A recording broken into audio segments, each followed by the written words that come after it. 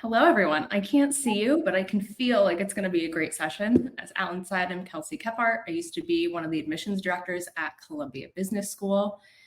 But since I left, I've run Embark MBA. I work with applicants, not just for Columbia, but across the top business schools in the US, in Canada, in Asia, in Europe, everywhere. All right, let's kick off. So when you open up the application, you're going to see a quick welcome. What I think people breeze through this, but honestly, there's some helpful information here. Admissions events, so important. Please go to admissions events. They've got a lot of them. Columbia and other schools do a great job at traveling during the summer, having virtual events, having on-campus events. So you got a link here. Visit campus, chat with a current student. My gosh, Columbia does a great job. They have the Hermes Society, not Hermes, Hermes Societies, where current students volunteer their time. It's an email list. Reach out to them. They know what it was like to be in your position, so it's an underutilized resource. So this is just the welcome page. Next, we go to the honor code. This is important. You should read it. Every school has something like this, but this is essentially saying that you will act with integrity throughout this process and while you're a student. So Columbia does not mess around. They jump right into your goals. Alan and I were messing around with this. If I click the drop down, you're not able to see it, but the first two questions are your area of academic focus. What are you going to study? Columbia doesn't have majors. It's really a la carte. You pick what you want after the core. So this is where you're saying, what do you want to study? If you're looking to go into marketing, maybe you're choosing marketing. If you want to go into consulting or investment banking, finance, negotiations, click that. There are drop downs. It's not super inclusive if you ask me. They haven't changed it in years, but just choose the thing that's most relevant. So there's primary focus and secondary focus. And we go down to future experience, indicate the industry, what you want to work on post MBA. So similar. The first thing is the industry, advertising, arts, consulting, choose whatever is closest. And then the functional area. So what are you going to be doing? If you're going to be strategic marketing, well, that's kind of strategy, but the functional area is marketing. I find that a lot of clients get nervous about this. It is just a really quick way to organize it. I wish they would put it deeper in the application, but don't stress out about it. Choose what is closest. You will elaborate on your goals further in the essays. Dual degrees. Are you currently enrolled in a graduate program? Obviously, you would click yes. If you are trying to go for another dual degree, JD MBA, DDS MBA, you'll select that. Previous application. Are you a reapplicant? If you are, hit yes, and then you'll fill in, what was the year? Were you waitlisted? What was the decision? When you do this, if you're a reapplicant, it actually changes the essays. So fill this in before you get to the essays if you're an applicant. This is a super important section. I think a lot of people either don't realize it until they're actually submitting their application, but you're here. I'm going to tell you ahead of time. Have you spoken to a CBS representative? Hit yes. And if you have, make note. When you go to events, make note of who is presenting, who you're hearing from. CBS events can have alumni, current students, they can have professors. When you go, if you listen to nothing else I say during the session, when you go to an event, virtual, on campus, traveling, make note of who you're talking to. They want to see this. The second question, do you know any current students? Let's say you hit yes, and you can name these individuals. People get stressed about this too. Again, if you go to an event, write down. And also remember at the very beginning of the session, I said they've got a Hermes club where they've got current students. Reach out to them, friends. It shows that you're super interested. It shows that you're well researched. So please don't sleep on this section. Next up, January consideration. So for those of you who don't know, Columbia has this super unique J-term option. Essentially, you go to school 4 months later than your peers and you do not have a summer internship. You're in school. I always see a couple clients every year who could do J-term, but they prefer August. If for any reason you also want to be considered for J-term, you can hit yes. This doesn't guarantee that you're going to be, considered for that, but it gives you a little bit of flexibility. Of course, the last deadline for J-term this year is in mid-August, so it's a funny little nuance of the application, but if you fit in this box, hit it. whether or not you've served the military. Miscellaneous. This is interesting. Were you ever the subject of a disciplinary action at a prior institution, or have you ever been convicted of a crime? This will not affect your application decision. How funny they say that. It's true, it doesn't. When I was in admissions, there were some people who were convicted of crimes, anything from lots and lots of parking tickets to more serious things. It does not count you out. But when you hit yes for either, you have the option to describe the nature of it, when it happened. If this applies, if either apply to you, please don't rush this, explain it, and then you might want to talk about the learnings since. So if you were in trouble for, hopefully not, but hopefully if you were in trouble for cheating, what have you learned since then? So this application section should be completed pretty carefully. All right, this is just the first page. Let's go into personal. A lot of this is pretty standard. Your personal, what's your name, your last name. If you have a different name that you want to use, or you prefer to be called, put that in there. You don't want them sending an email with the wrong name. Your address, email address, numbers, biographical. A lot of this is quite standard. Citizen information. Hometown, where did you grow up? This is something that we just used to look at. If you grew up somewhere very different, shows that maybe you moved around, you've got interesting, so please fill it out. Language information. Please indicate your fluency in languages other than your native language. If you have conversational proficiency in another language like Spanish or French, put it in there. It's kind of fun to read. Here we get to a section that a lot of people get very nervous about. Please don't get nervous. Columbia wants a photo. I get this question every single day. What is Columbia using this for? Honestly, and I can say this from experience, it is just a really nice way to put a face to words on a page. It becomes a little bit more personal. And then the second question is, well, what picture do I choose? Honestly, I've seen all kinds of picture. My guidance for you is choose something you wouldn't be afraid to show your mother. Please don't post a picture of you in a bikini on a beach. You do not have to use a LinkedIn photo, but that's certainly a very nice choice. Sometimes, you have a partner or a dog that you love. Those are fun to look at. I'm not telling you to go adopt a dog and put a picture, but sometimes it shows a little bit of personality. So don't go bikini on a beach. Don't go, super, super stodgy and formal. Choose something that potentially elicits a little personality, but please don't stress about this photo. They look at it for 10 seconds. Family. Columbia wants to know sort of a little bit more about you. So your parent 1 information, parent 2 information. If you are someone for whom you are not in contact with your parents or they are unfortunately deceased, you can indicate that here. AdCom looks at this just to see, what's the background you're coming from. So sometimes, and it was pretty frequent while I was at Columbia and then now working with clients, that maybe their parents didn't graduate high school, or maybe they have a PhD. It's just rooting. So fill this out, don't skip it. But again, they're just using this to understand sort of the context of your life. If you were a first generation student, check it. Your marital status. Columbia actually super cares about if you have a partner or a family. They love to welcome them. They actually have a whole Better Halves Club that supports partners and families. And so they actually want to see that. Do you have any children? If you say yes, ages of the children. Again, this is really used to make sure that if you're admitted, they're welcoming your entire family. It's actually quite nice. Relatives. Does anyone in your family attended Columbia University? So it's not just the business school. So they just sort of want to see, do you have any connection to the school?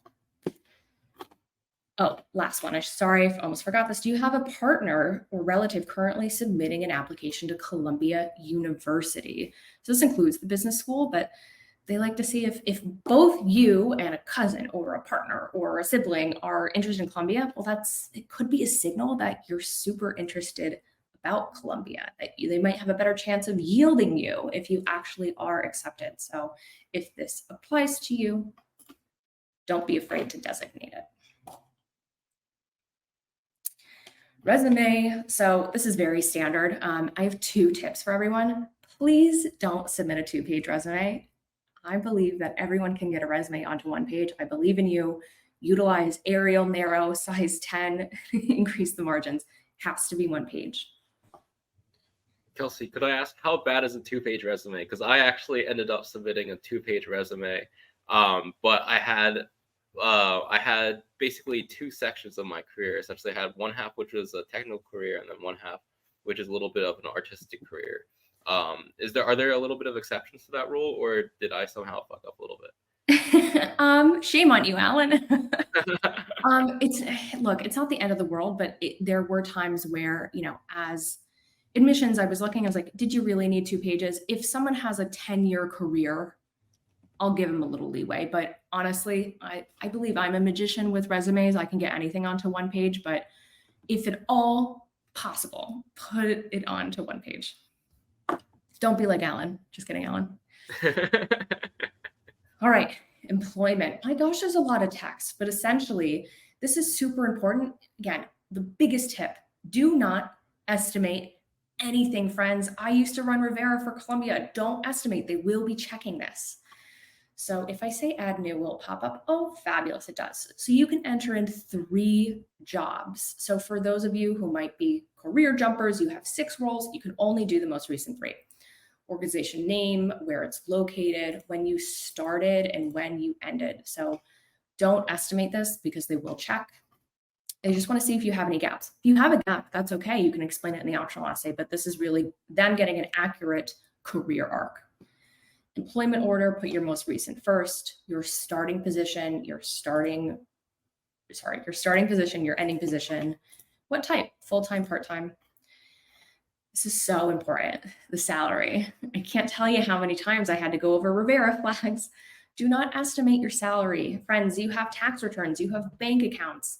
Anytime you leave a job, you should be downloading your pay statements anyway, but please don't estimate. If you had a bonus, put that in if you received the bonus. If you're expecting a bonus and you're in a job, use last year's bonus. Just please don't estimate. You'll put your industry, your job function, if you manage anyone, hours per week. Don't stress about all this. I find that a lot of people are not working 40 hours a week anymore, right? I mean, I myself working 60, 70 hours a week. If that's for you, put it. If you are truly working 80 hours a week, put that. It gives context into how busy you are. Duties and responsibilities. Please don't take what's on your resume. Your resume should be different anyway. Your resume should never be a summary of what you do. It should be a greatest hits of the impact you've made. So please spend some time and give a summary. As an investment banker, I oversee due diligence on tech companies, like give them a sense of what you're doing. Reason for leaving, 50 words maximum. This is short and sweet, friends. If it's that you got another offer, you can say that. It's totally fair. Admissions, they are human too. They understand wanting to leave a job for a myriad of reasons. So just put that there. Some more interesting information. The total amount of months full-time post-undergraduate work experience you have. Please use whole numbers and use a calculator. That's how important it is. They use this to see upon matriculation, how experienced will you be? So use the calculator if you need. I often get the question, well, what if I work full-time during undergrad? Doesn't count, friends. You got to read what the school defines as work experience. So this has to be post-undergraduate. If you work during undergrad, you should be putting that maybe even in an optional essay to formulate a bigger picture of you, but post-undergraduate. This one's fun. Are you providing a letter of recommendation from your current or most recent supervisor? I got to tell you, it is so common for folks not to be able to ask their current manager because they might risk a bonus or even their job, that they put it in the application. And so say for you, if it's not, say no. If not, please explain. I cannot ask my current supervisor. I will risk my job. That is a completely reasonable statement. Provide an explanation for any 3 gaps or longer. If this applies to you, say what you were doing during that job. In between job 2 and 3, I had a gap of 5 months. During that time, I was interviewing. I did a certification. I studied for the GRE, whatever it is, put that in here. Do you have plans to work for your family business? This is popping up on applications left, right, and center. If you say, yeah, this is just a chance for them to understand, 1, the fuller picture of you, and 2, do you have a fallback plan? If you have a family business, maybe you've worked for it, maybe you hope to work for it, put the company name here and please explain either what your experience with that has been to date or what the future plans are. Again, this is getting a fuller picture of you. And for those of you who are lucky enough to have a family business, it's a nice way to say, if plan A, B, and C doesn't work out, I've got a family business. Or maybe it's more serious for you. Maybe you actually do only want to work for the family business, but this is a great question. Education is going to be pretty standard. I won't say so much about that. The one thing I do want to point out is they get a lot of questions about GPAs and institutions that they've put information here. I got to tell you, friends, it is so common not to have a 4.0 scale GPA. They know that. When I was at Columbia, I was traveling to India. It was so common to have a GPA out of 10. Admissions knows this. They see institutions all over the place. Do not convert your GPA. Applicants should report their grade point average exactly how it appears on their transcript. And so if you have a 7.8, that's what you'll put in. If you have no GPA at all, you'll put 0. And then just rounding it out, professional credentials received, CFA, CPA, non-degree certificates. So this could even be if you have a 6 Sigma certification, put that in here. Extracurriculars, when it loads. I'll start talking about it. So Columbia allows you to put 3 activities while you were an undergrad and 3 activities post-grad. This is them getting a sense for how you spend your time. What kind of student are you? If you were very involved during undergrad, well, chances are you might be very involved at Columbia. And Columbia really, as with every school, wants people to be involved. So when you hit activity, what the organization name was, what your role was, when you participated, description of participation.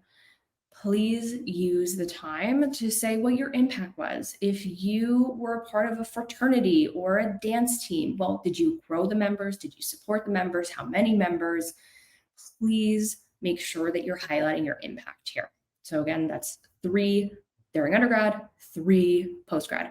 How do you choose? The ones where you've had the most impact, the ones that you're most proud of, the ones where you were the most involved.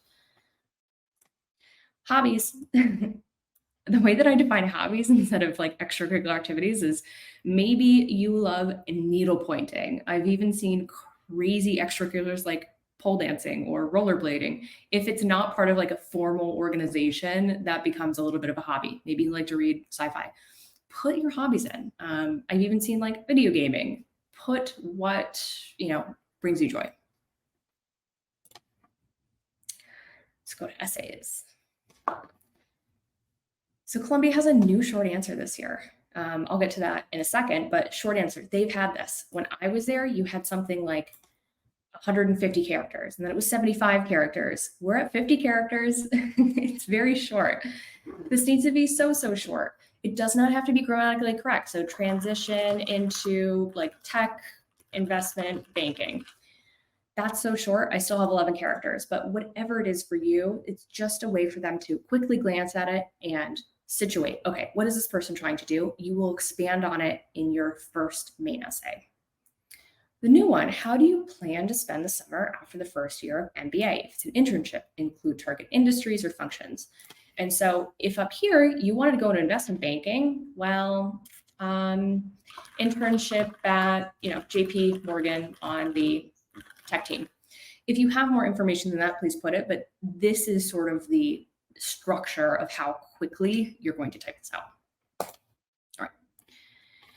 Essay 1 and essay 2. I think GMAT Club is going to have an essay walkthrough, so I won't go too in depth, but for the first essay, we have a clear sense of your professional path to date. What are your career goals over the next 3 to 5 years? And what is your long-term job? You need to hit all the parts of the question.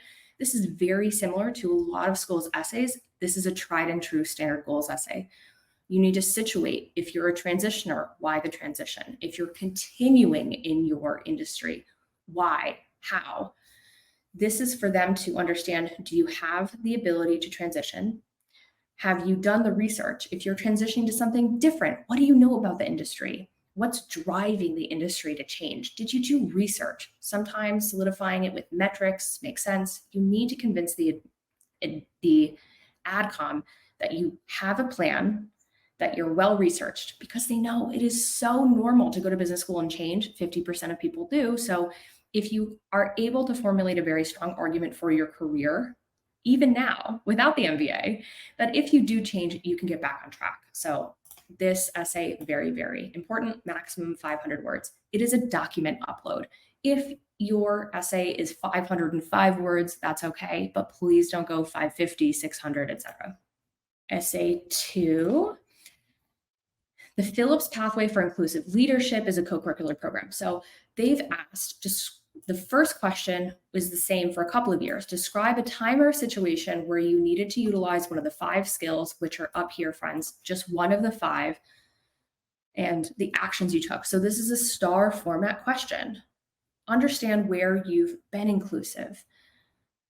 Now, the change this year, my spidey sense is that they didn't get quite the quality of essays they might have wanted, because people have different lived experiences. Maybe there isn't a time where someone has mitigated bias and prejudice or addressed systemic equality. So they've opened it up. Alternatively, share a specific example of how you made a team more collaborative or fostered a greater sense of community within an organization. Everyone should be able to answer that. But my guidance for this is go specific, star format, situation, task, action, result.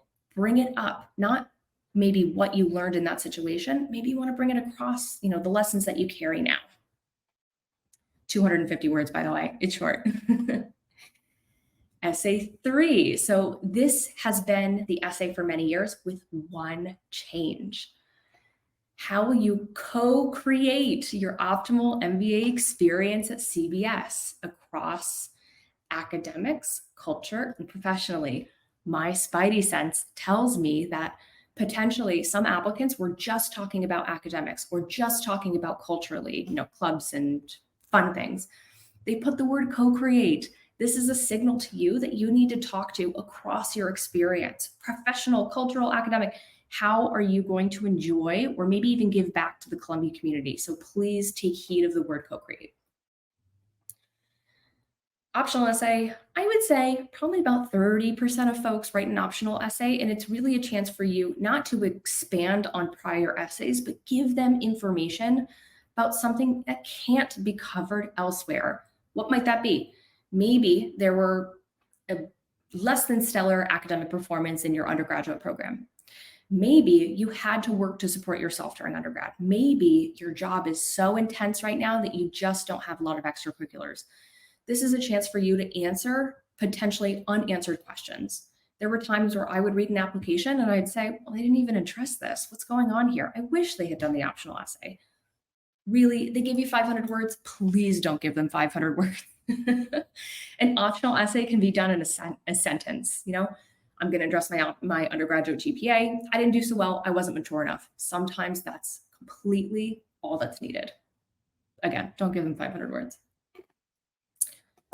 Test scores, while it loads. So Columbia is lovely, and then it gives you a lot of flexibility. GMAT, GRE, or executive assessment. Executive assessment is great. You should choose the test that highlights your abilities. There are times where applicants will do 2 or even 3 of these tests. You don't do 3. But if you're not performing well on the GMAT, you can try the GRE. They're open to that. What the biggest sort of pitfall in my mind is sometimes people will, let's pretend you took the GRE 3 times, and the first 2, you didn't love your score. Please submit all 3 scores. And you might say, Kelsey, what are you talking about? When somebody takes the time and the effort to take a test multiple times, it shows how determined you are, how hardworking you are. They don't care about any other score except for your top 1. It will not work against you, promise.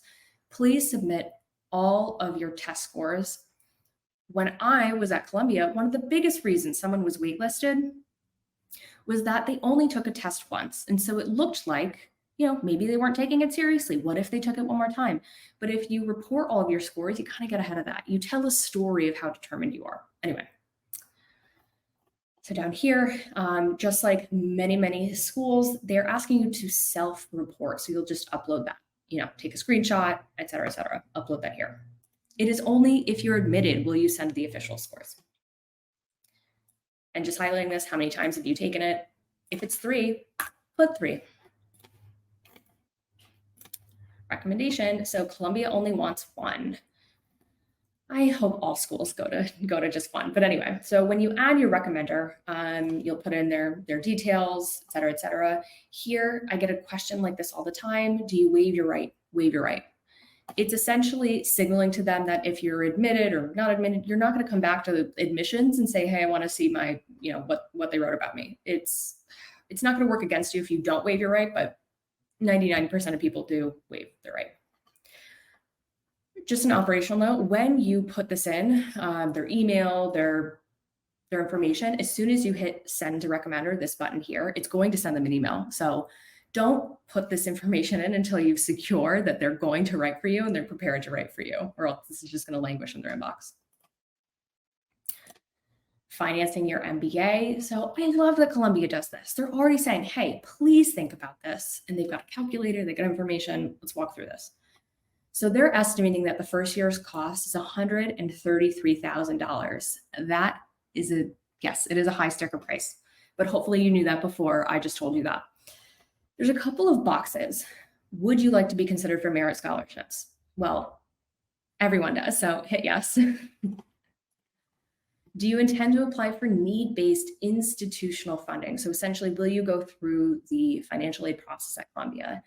Anybody can go through it. It doesn't mean that you're going to be given need-based. They really want to see what the entire class is, what the income levels are looking like. So, but if you do want to, you can hit yes. And this is when they tell you, we'll give you instructions if you're invited to interview. Do you plan to utilizing loans? Almost everybody does. Estimate the amount that you'll borrow. You are not beholden to this information. Columbia is just signaling to you, we really want you to think about this beforehand, right? You should not start thinking about this if and when you're admitted, because you got to be prepared to hit the ground running. The worst thing would be to be admitted to your dream school and you don't qualify for loan. So anyway, this is them saying, please, please, please think about this. Please estimate the amount you'll be contributing, family, self. You're not beholden to this. Again, they're trying to gather information. Where is it coming from? Will your company be sponsoring your MBA? If you are so lucky to have that, you'll hit yes, and you'll enter in the information. Sometimes you're not quite sure. And I love that they give you that option. I anticipate, but I don't know. So again, put that in. Have you secured external scholarships or fellowships? Let's say yes. Organization name, how much money? I find that this is so underutilized. There's a lot of money sitting out there from nonprofit institutions, your undergrad institutions. I find that maybe 5% of people think about this. So this is just the CBS admissions session, explore external scholarships, other funding agencies, etc. So all of this comes down to, what are your estimated remaining costs? Is there a gap in the amount that you've planned for, that might get paid for, that you've gotten external scholarships? What's the gap? None of this is set in stone. They understand that life happens, things change. But again, this is just for them to say, are you thinking about it? If it comes back and things are meaningfully changed, don't stress. They've got a great financial aid team, a great admissions team that will walk you through. Coming up in the rear, we've got the community contract. A lot of schools have this. This is essentially saying, as a lifelong member, I will commit myself to honorable and professional conduct in and outside the classroom. And this is just saying, please be a nice person. Please be a good person. So they're forcing your hand to acknowledge this in order to actually submit. If we go through a review, it will tell you if you're missing any parts of your application, which is, kind of nice, but most do this. Application fee. If you are military, you can reach out and contact the admissions to hopefully get a fee waiver. And I think that's it. And hopefully we've got a lot of questions in the Q&A box. Yes, we do. Awesome. Thanks so much, Kelsey. All right. So the next question is from Aylin Liu. They ask, when I go to an admissions event in person, if I get a chance to speak with the admissions officer one-on-one, what do people usually speak with them about? And am I supposed to hand them my resume? Please don't hand them your resume, friends. No. When you go to an event, the best thing that you can do is open your ears and be curious. It is not a chance for you to stand out in some way. That's not your goal. Just listen. Because the things that you hear, maybe you hear about a new program or a new class and you're going to write about that. Do not go in saying, I'm going to make an impression, because the worst thing, you will come off and you will give them cause for concern to say this person is not going to be a good community fit. Go there, be nice, be respectful, talk to people, ask genuine questions. But what are you supposed to ask about? You're not supposed to ask about anything. Ask what's genuine to you, because this is a chance for you to like really see if you're fit, not just at Columbia, but any schools. Am I actually going to be happy at this program? So that's, be nice, be curious, be genuine. From Doyen, sorry. They ask, can one submit a higher GRE GMAT score after the application has been submitted? If yes, is there a deadline? Great question. So every school sort of like changes. In my time when I was at Columbia, you had up to 6 weeks to retake the test, and we would hold you like in purgatory. That's not the case anymore. Columbia's official stance looking at the application is they will not consider test scores after the deadline. Now, if you miraculously walk out with a really strong test score, you can always email them. Their response is going to be a respectful and curt, we can't guarantee that this is going to be reviewed, which is fair, right? They have a deadline for a reason. That being said, you can try, but it really behooves you to finish up your testing before the application deadline. How to mention ESOPs? I imagine that's employee stock options as part of your annual salary. If there's a box for it, Columbia's really does not. You don't include it. There are times where someone says, oh, I make $1 million. And then it turns out it's stock options. Well, congratulations, number one. Two, that does not count. It's not real money until you cash ESOPs out. It's not real money. You can put that in an optional essay if you really think it bolsters how much you've been rewarded for your work, but do not calculate ESOPs in your salary, please. All right. I think that was a very clear answer. Thank you so much, Kelsey. All right. That's the end of our session. Once again, this is Kelsey Kephart, founder of Embark MBA, a former Columbia Business School admissions officer. And if you work with her, there's no staff. It's directly to Kelsey. And you'll have a line to a former Columbia Business School admissions officer. Thank you, Alan. You did a great job. Yay.